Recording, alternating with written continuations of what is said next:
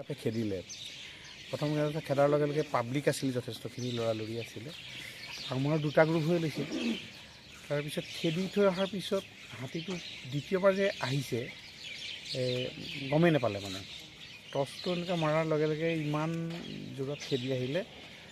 মানুহজন আমাৰ তেখেতৰ হাততে দিলীপ কোঁৱৰ, তেখেতৰ হাতত বন্দুক আছিলে, বন্দুক ফুটাবলৈ সুবিধাই নাপালে, আহি ধাক্কা মাৰি পেলাই দিলে। মানুহজন ঠিক আৰু চকুত আছিলে, মানুহ ঘৰত সোমাই চেল্টাৰ ল'বলৈ দৌৰি গৈছিলে। কিমান সময় ঘটনা এইটো? এইটো 4:30 বজাত। 4:30। মানুহজনৰ আপোনাৰ বয়স কিমান আছিলে? 56।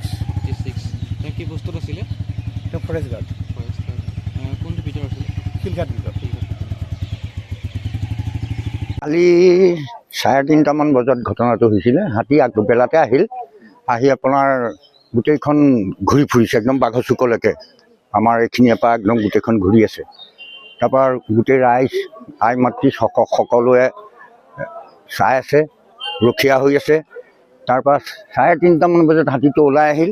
আমাৰ এইখিনিতে দুৱাৰমুখতে আছিলে ফৰেষ্টাৰ গাৰ্ড কেইজন, তেওঁলোকে টকিবই নোৱাৰিল, কেইজনমান দৌৰ মাৰিল আৰু এজন আমাৰ ভিতৰ ফালে এনেকৈ সোমাই গৈছিল, এই টমটমখন থকা ফালে। তেওঁ হাতীজন গৈ ঘৰটো ঠেলা মাৰি ভাঙি তেওঁক উলিয়াই আনি তেওঁক মাৰিছে। তাৰ কাৰণে আমি বৰ দুখিত, বেয়া লাগিছে। আজি ক'ৰ মানুহ এজন আহি ক'ত মৃত্যুবৰণ কৰিছে। সেয়ে চৰকাৰে কৰক, কি সিদ্ধান্ত লয় লওক। অতি সোনকালে চৰকাৰে ইয়াৰ সিদ্ধান্ত ল'ব লাগে আৰু অতি সোনকালে হাতীটো মৰাৰ ব্যৱস্থা কৰিব লাগে। চৰকাৰে কি চাই আছে? যেদিন আজি চৰকাৰৰ মানুহ মাৰোঁতেও যেনি চৰকাৰৰ গাত লগা নাই, আমাৰ জনসাধাৰণক মাৰিলে গাত লাগিব নেকি?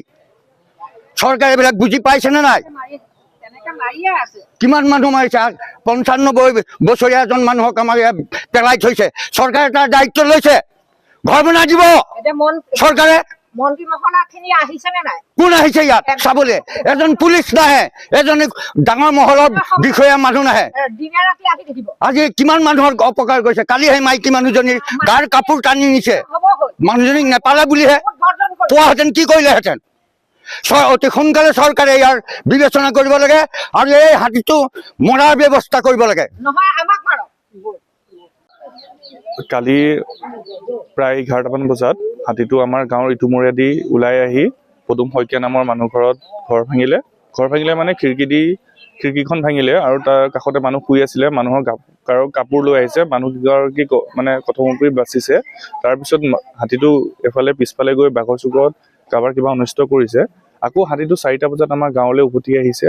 উভতি অহাৰ পিছত আমি যিহেতু বন সুৰক্ষা বাহিনীক আমি খবৰ দিছিলোঁ আৰু তেওঁলোকে আমাক গাৰ্ড দিবৰ কাৰণে আহিছিলে। ৰাতি প্ৰায় 5জন আহিছিলে। তেওঁলোক ৰাস্তাতে আমাৰ টহল দি আছিলে, কিন্তু হাতীটো ঘপককৈ ওলাই যোৱাত তেওঁলোকে একো সুবিধা নাপালে। এজন ফৰেষ্টৰ এফালে সোমাই আহোঁতেই এইকণ জেগাতে হাতীটোৱে তেওঁক আক্ৰমণ কৰে আৰু তেওঁ মৃত্যুমুখত পৰে। আৰু তেতিয়া তেওঁক লৈ আমাৰ বহুত বেয়া লাগিছে। কিন্তু কথাটো হ'ল, আমাৰ গাঁওখন একদম হাতীৰ পৰা মানে আতংকিত হৈ আছে। প্ৰত্যেক দিনাই হাতী আহে।